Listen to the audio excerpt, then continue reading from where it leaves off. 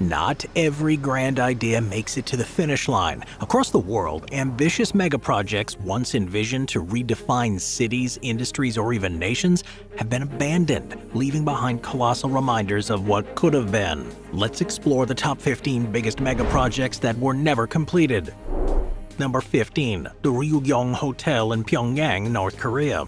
So every tourist destination needs a range of places for visitors to stay, and while it may come as a surprise that arguably the most ambitious hotel project to have ever taken place was one in the capital city of North Korea, Pyongyang. And things didn't exactly go to plan. The hotel, at over 1,000 feet or 330 meters tall and with 105 floors, is a pyramid-shaped skyscraper that was meant to be the world's tallest hotel when work began on it in 1987, which was a time when the country was looking for ways to project an image of success and technological strength. North Korea needed a landmark to support it. The collapse of the Soviet Union in the early 1990s in particular was a major blow to the country, as the USSR had been its main trading partner and major source of financial support. The loss of this backing left North Korea struggling to finance its projects, but also the basic needs of its population, so work on the hotel was paused in 1992 when funding dried up. In 2008, Egyptian company Orascom Group provided a significant investment as part of a telecommunications agreement with North Korea, and this saw the installation of glass panels on the exterior, making it look like, from a distance, that the hotel is actually complete. Now, though, at night the structure is illuminated with LED lights, and while this may look impressive, it's far more of a distraction from the fact that so money has been wasted on what's essentially a large concrete pyramid with no usable space within the actual structure. Number 14. The Kemper Project in Mississippi. The Kemper Project, which was also known as the Kemper County Energy Facility, the idea behind Kemper was to use technology called integrated gasification combined cycle. Now, this would convert lignite coal into gas, separate and capture most of the carbon dioxide emissions, and then use the gas to generate electricity.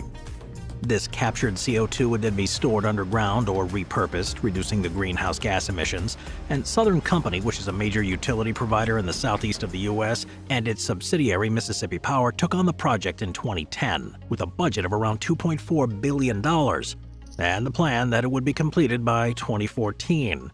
As construction began, though, various issues arose that caused the budget to multiply and the timeline to stretch. By the time the Mississippi Power abandoned the clean coal aspect of the Kemper project in 2017, the cost had risen to over $7.5 billion, with a long list of issues that were insurmountable. Environmental groups also criticized the project, arguing that it was a waste of resources that could be better spent on truly renewable energy like Number 13. Alai Minar in Delhi. The Alai Minar, which is in Delhi in India, is an unfinished monument that was commissioned by Sultan Alauddin Khilji, one of the most powerful rulers of the Delhi Sultanate. Work on it started in the early 14th century, and it was meant to be a tower that would be higher and more impressive than the nearby Qutub Minar. It was one of the greatest undertakings of the time, but the tower was never completed, and all that remains today is a massive rough stone base that rises about 80 feet, which is far shorter than the original planned height of 275 feet. The Sultan, who ruled from 1296 to 1316, was known for his military conquests and his construction projects. Having extended the boundaries of his empire through successful campaigns in southern India, he wanted to further develop his capital, Delhi, to be a place that would show off his power. To do this, he began a number of architectural projects, including the expansion of the Qutb complex, where the Minar stood. Alauddin wanted to build a tower. Even the size of the tower's base shows just how difficult it would have been to keep going to the planned height. Today, though, the Alai Minar remains a reminder of Khilji's ambition and vision, and it's an interesting contrast to the Qutub Minar nearby, with there being a monument and an unfulfilled dream standing next to each other, showing in clear detail the fine margins between success and failure when it comes to ambitious projects. Number 12. Mexico City Texcoco Airport. The Texcoco Airport, officially known as the new international airport for Mexico City, was an ambitious project that was meant to help handle the increasing air traffic needs of one of the world's largest cities. The original idea for this new airport in Mexico came from restrictions of the existing Benito Juarez International Airport, which was facing severe overcrowding. Built decades ago, Benito Juarez had reached its maximum capacity and was struggling to accommodate the rising number of passengers and flights. By the early 2010s, the need for a new, larger airport became clear. A project with great potential, but with environmental concerns, financial issues, and political problems, it was canceled in 2018, even though work had already begun. The area where it was planned was historically a lake bed, and concerns were brought up about the effects of building such a massive structure on this land. There were also issues related to local communities, including allegations that the project would displace residents and disturb indigenous peoples, which led to large-scale public opposition to the airport. On the back of this, in 2018, Andrés Manuel López Obrador was elected president of Mexico, and one of his campaign promises was to reconsider this airport project, which he argued was too costly. Despite concerns about the referendum's legitimacy, the results favored canceling the project, and with costs spiraling to around $13 billion, there was no choice but to accept that there was no future for the site as an airport. More recently, though, it has instead been repurposed into an ecological park, a reminder of failure.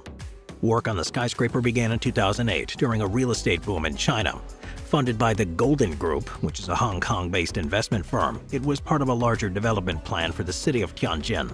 The project was meant to be full of luxury offices, a five-star hotel, and high-end apartments, and to become a center for the wealthy business leaders who were expected to be moving to Tianjin.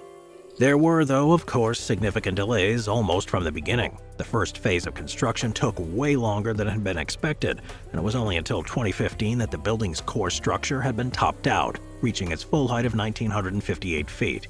Even with this done, things behind the scenes were becoming trickier, and soon there were no funds left to complete it.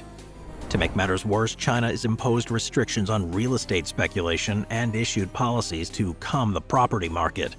Measures like these put further pressure on developers like the Golden Group, limiting their access to financing and making it more difficult. There was great hope with the announcement of the Stockholm Ring Road, which would have been a continuous motorway around the city, known officially as the Stockholm Bypass. The plan was for it to connect Stockholm's northern and southern suburbs, providing an alternative route for vehicles traveling between those areas. Now, the idea for this dates back to the mid-20th century, when city planners saw the need for a solution to keep traffic moving with a growing population. Originally, the concept was to have a series of highways around the city forming a continuous loop, but there have been several problems that meant that while large parts of the road have now been completed, it isn't fully connected. One of the main reasons for this is the strong environmental opposition the project has encountered. Stockholm is known for an approach that prioritizes sustainability and environmental protection, and large infrastructure projects that could potentially disrupt natural landscapes often face issues. Environmental groups and local activists raise concerns about the impact of the construction on water quality, natural habitats, and the integrity of Stockholm's natural surroundings. The Stockholm Bypass are completed, but the entire ring road system remains unfinished. And while it may eventually be completed in some form, it is a reminder of the obstacles that ambitious infrastructure projects can face. Number 9. The Argentinian high-speed rail network. With more than 11,000 miles or almost 18,000 kilometers of railway across Argentina, trains are a hugely important way of getting around in the country. The infrastructure, though, is aging, and it can take quite some time to get from place to place, which is why the idea of the Buenos Aires to Rosario to Cordoba high-speed railway was put forward to connect three of the country's largest and most economically important cities. Proposed in 2006, the high-speed rail would have reduced travel times substantially, and on one route would have taken 3 hours instead of 28, which would have potentially been a massive benefit.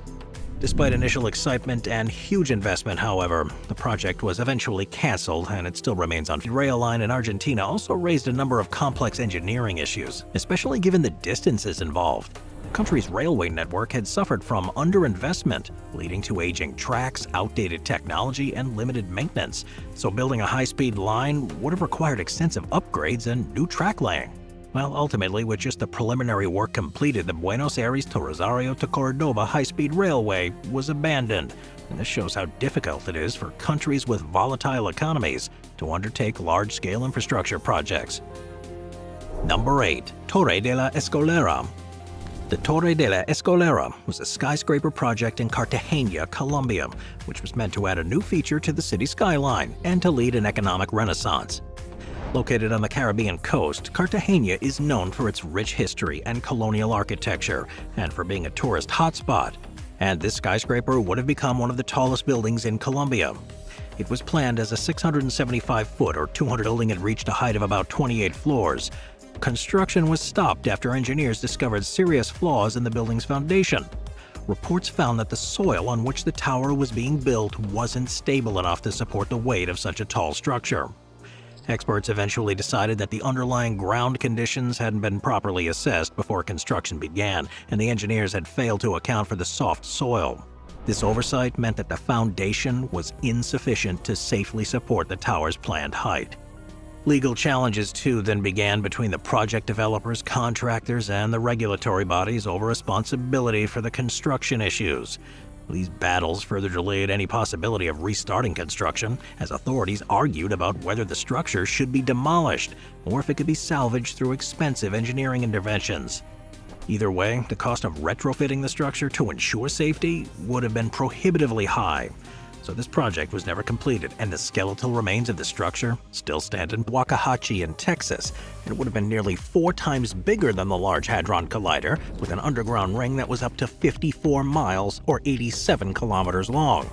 By creating extremely high-energy collisions, the SSC would have been at the forefront of exploring concepts like the Higgs boson and other elementary particles, and it would have positioned the United States as a global leader in particle physics research.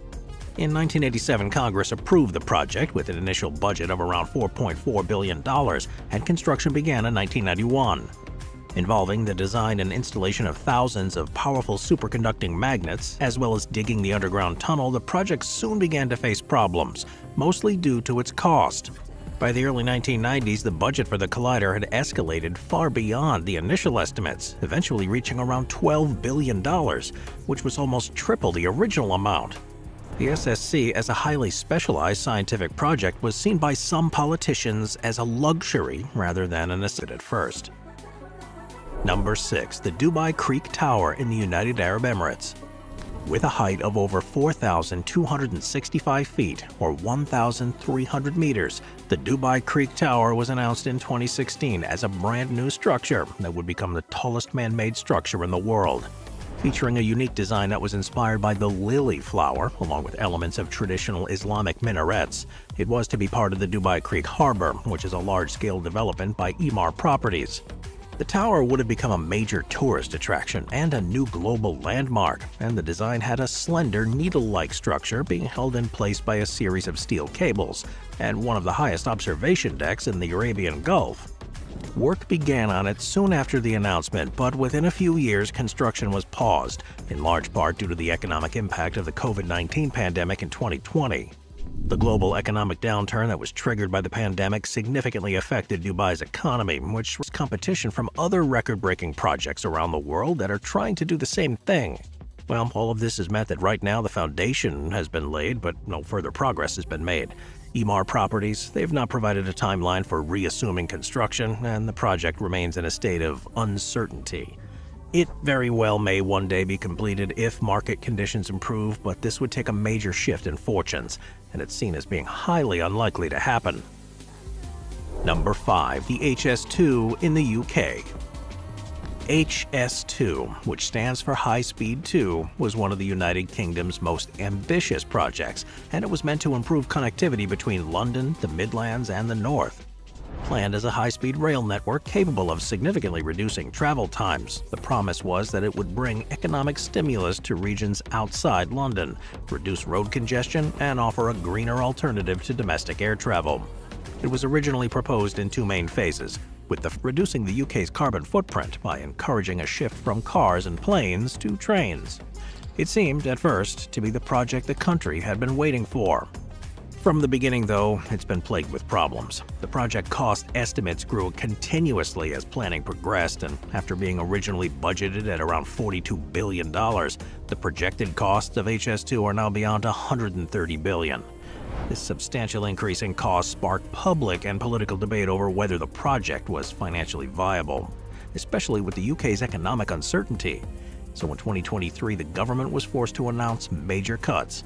The Phase 2B leg that was supposed to extend from Birmingham to Leeds was cancelled entirely, which removed a huge reason why the whole route was designed in the first place. There was the news that the Birmingham to Manchester leg had been cancelled as well, meaning that instead of helping to level up northern regions of the country, it's become another transport network that's based around the capital city.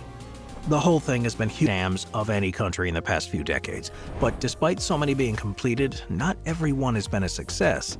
The Jiaonanhai Dam was one that was planned for the Yangtze River near Chongqing in China, and with the ability to produce around 1,700 megawatts of electricity, it would have generated power for millions of people. It began as a part of a wider plan to generate hydroelectric power along the Yangtze, where a number of other dams, including the world-famous Three Gorges Dam, have already been built. Positioned downstream from Chongqing, the dam was set to produce electricity and create jobs, which would boost the local economy and improve its energy infrastructure, as well as helping to control seasonal flooding along the Yangtze. From the beginning, though, there were problems because of environmental concerns. Dams, by their nature, have a huge impact on the local landscape with the creation of a reservoir, but this one was ultimately seen as being a step too far. The planned location for the dam within the boundaries of a nature reserve protected one of the last remaining habitats of while local officials have attempted to revive the idea by modifying the design plans.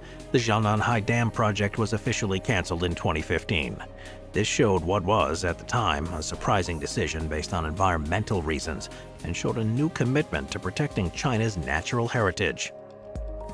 Number 3. The Virgil C. Summer Nuclear Expansion Project in South Carolina. The Virgil C. Summer Nuclear Expansion Project was seen as one major step towards revitalizing nuclear energy in the United States and involved adding 2 new nuclear reactors to the generating station in Jenkinsville, South Carolina. First suggested in the late 2000s, these reactors were designed to be advanced AP1000 reactors, which were a new generation of device that had been developed by Westinghouse Electric. The expansion was initially billed as being the nuclear renaissance in the United States, with hopes that it would help meet rising energy demands and reduce the reliance on fossil fuels. The project's 2 new reactors were expected to tackle difficulties. Engineering flaws, delays in receiving critical parts, and supply chain issues all caused delays, as did the fact that the AP1000 reactors required specialized components that were not readily available. As construction slowed, the project's cost began to skyrocket and almost had tripled in size to $25 billion by the time it had been canceled. The burden of those cost overruns fell heavily on the utility companies and ultimately on South Carolina taxpayers, who saw tax increases to cover the mounting expenses. Eventually, in 2017, Westinghouse, the lead contractor and developer of the AP1000 reactor, filed for bankruptcy due to its own cost overruns and financial mismanagement. Without Westinghouse's support, the project was left without a clear path forward, and the project was abandoned in July of 2017. Billions of dollars had already been spent on it, and even now, the bills of local residents are higher as a result. Perhaps more importantly, though, it showed that the risks in undertaking large-scale nuclear it was meant to help manage a river's water levels, prevent flooding, and create a reliable source of water for nearby industrial and agricultural activities. It was one of several grand projects that Romania's socialist leader, Nicolae Ceausescu, had authorized and was expected to cover about 3,700 acres and create a reservoir to serve local industry. In 1965, after just a few years, the government announced that Lake Siaru was complete, with officials and local media celebrating it as a triumph of socialist engineering and progress. It turned out that instead of being finished, the work had barely even begun on it. The Jiu River, which was to feed the lake, had not been fully redirected and meant that the lake existed only on paper, and the announcement of its completion was more a matter of political propaganda than actual engineering accomplishment. Well, the truth about the lake slowly emerged as locals and journalists reported on inconsistencies. People living near the reservoir noticed that there was no water, and the promised benefits of the lake, the Sagrada Familia in Barcelona, Spain. If you've ever been to Barcelona in Spain, then you've almost certainly seen the Sagrada Familia, which is undoubtedly one of the most impressive structures, but one that even after more than a century hasn't yet been finished. It was designed by the visionary architect Antonio Gaudí, and work began on it in 1882, making it the longest ongoing building project, with the current hope that it still may be finished by 2026. It wasn't, of course, meant to take this long, and the story behind it is almost as fascinating as the building itself. The idea began in 1882 when a local bookseller, Josep Maria Bocabella, launched the project. The idea began in 1882 when a local bookseller, Josep Maria Boccabella, launched the project inspired by his Catholic faith. Initially, the basilica was meant to be a conventional Gothic revival church, and architect Francisco de Paula de Villar was designing it. After disagreements with the project's backers, though, Villar resigned, and in 1883 Antonio Gaudí completed in time for him to see it, and apparently once said, "My client is not in a hurry," referring to God. Gaudí devoted his final years exclusively to the project, so much so that he lived on site and created detailed plans, models, and drawings to guide future generations. By the time these plans were passed on to new architects, particularly after they had been partially destroyed in 1936 during the Spanish Civil War when anarchists set fire to his studio, it became more and more difficult to interpret his intentions accurately. Complex geometric forms which were previously difficult to understand can now be digitally modeled, helping architects and builders realize Gaudí's vision more closely than ever before. The work does, though, remain highly specialized, with every piece having to be individually crafted, as no